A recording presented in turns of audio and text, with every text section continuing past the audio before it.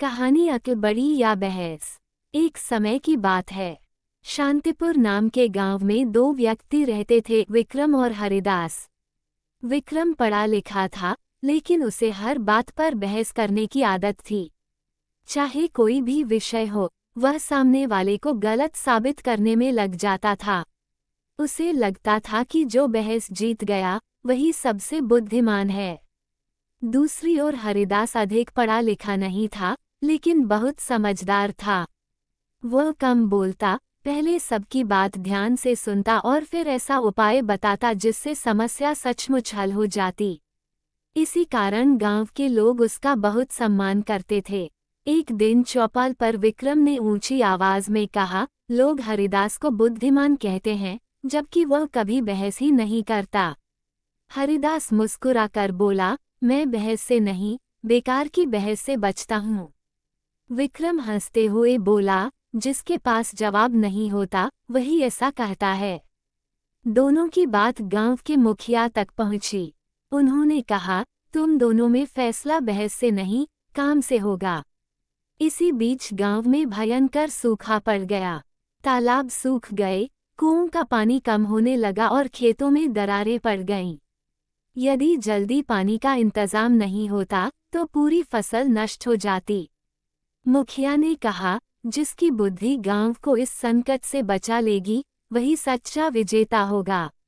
विक्रम ने तुरंत चौपाल में सभा बुला ली। उसने कहा, पहले ये तय करते हैं कि सूखा क्यों पड़ा है। कोई बोला, पेड़ कट गए हैं। दूसरा बोला, देवता नाराज हैं। तीसरा बोला, नहर की वजह से बादल नहीं आए। घंटों बहस चलती रही, लेकिन किसी ने कोई काम शुरू नहीं किया। उधर हरिदास अकेले खेतों की ओर निकल गया। उसने सूखी नहर देखी और पहाड़ी तक गया। वहां उसे एक पुरानी बरसाती धारा मिली, जो वर्षों से मिट्टी और झाड़ियों से बंद पड़ी थी। वह गांव लौटा और बोला, जो लोग सच में गांव बचाना चाहते हैं, वे मेरे साथ चलें। करीब 20 युवक उसके साथ हो लिए। सबने मिलकर धारा की सफाई शुरू कर दी। झाड़ियां काटी गईं, पत्थर हटाए गए और रास्ता साफ कर दिया गया। 3 दिन बाद तेज बारिश हुई। पहाड़ी का सारा पानी उसी धारा से होकर सीधे गांव के तालाब में भरने लगा। कुछ ही घंटों में तालाब लबालब भर गया। किसानों के चेहरे खुशी से खिल उठे। मुखिया ने कहा, हरिदास ने बिना बहस किए पूरे गांव को बचा लिया। विक्रम चुप था, उसे अपनी गलती का एहसास होने लगा। कुछ महीनों बाद एक नई समस्या आ गई। रात के समय जंगल से भेड़िए गांव में आने लगे और किसानों के पशुओं पर हमला करने लगे। विक्रम ने फिर सभा बुलाई। उसने कहा, पहले ये तय करते हैं कि भेड़िए कितने हैं और किस दिशा से आते हैं। फिर लंबी बहस शुरू हो गई। लेकिन हरिदास रात में कुछ युवकों के साथ जंगल गया। उसने देखा कि भेड़िए गांव की टूटी हुई बाड़ से अंदर आते हैं।